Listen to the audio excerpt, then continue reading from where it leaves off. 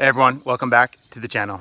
I'm about midway through a great hike here, and while stopped I thought it'd be a great opportunity to get on the camera and address an awesome question that I received from a viewer this morning. This viewer, they love jumping rope. It's their form of fun physical activity. It's how they get their movement in. You know, research suggests that we should aim to get approximately 150 minutes of moderate intense exercise per week. So this person, they love to jump rope, but due to shin splints, they haven't been able to jump rope. They didn't say how long they haven't been able to jump rope for, but they did say that they've gained excess weight, and as a result, they're suffering some health consequences. First of all, down below in the description, there's a link to a video which contains exercises which you can do to help prevent shin splints from even occurring in the first place. These exercises can basically be performed anywhere, and they're fantastic for strengthening the muscles around the lower legs to help prevent shin splints from occurring. And if you do have shin splints, they could help you to recover quickly or faster. This is also a very good opportunity for me to say that, you know, I've suffered numerous injuries throughout my life. I've played a lot of physical contact sports. I've broken many bones, fingers, toes, ribs. I've broken my right foot, but I never let injuries deter me from being physically active. Exercise is so important for me, not only for my body, but for my mind. So work around your injuries. Just because you can't jump rope doesn't mean you couldn't do another form of physical activity. And let's just say, for example, you are overweight. You are quite overweight. Perhaps jumping rope might not be the best form of physical activity for you in your current state. It might be too impactful. I've experimented jumping rope with lots of ankle weights on at the same time, wrist weights, as well as weights on my upper body to simulate what it's like to jump rope in a different body form. So it could be quite impactful. You might place too much unnecessary impact on your body, but you could do other forms of cardio. If walking on concrete is too hard, you could try walking on a softer surface, grass or sand, for example. Or you could head to your local pool, walk in the pool, or do some water aerobics, or even swim. You could also try cycling a bike or a stationary bicycle. And of course, you could do resistance training, perhaps calisthenics, push-ups, pull-ups, do some isometric work. You could lift weights.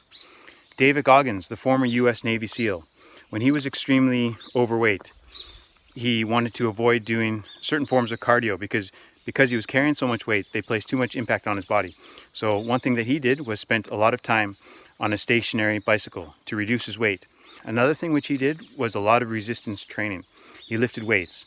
One thing which he did was he lifted lighter weights for high repetitions. And he thinks this is one of the reasons he avoided too many stretch marks when he reduced his weight. So he used lighter weights, but it did a lot of repetitions to get in his physical activity each day, each week. So just because you're injured doesn't mean you don't have to completely stop exercising. In fact, doing so could have bad health consequences.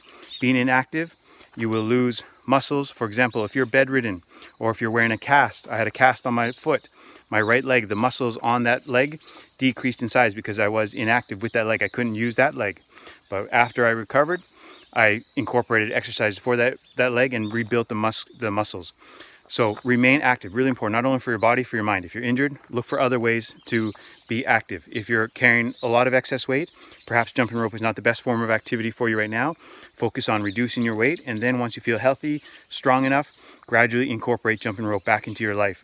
Don't do too much too often. Start small and then gradually increase the amount of jump rope that you do and the intensity. So try those shin splint exercises, link down below, and do some resistance training. Very important, regardless of if you have an injury or not. Resistance training is very important, keeping strength and muscles, especially as we age.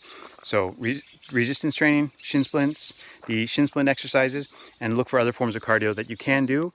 And you guys, at this time, I also want to encourage you to check out my book, Jump Rope Johnny and the Inspiring Mr. P, which is available on Amazon.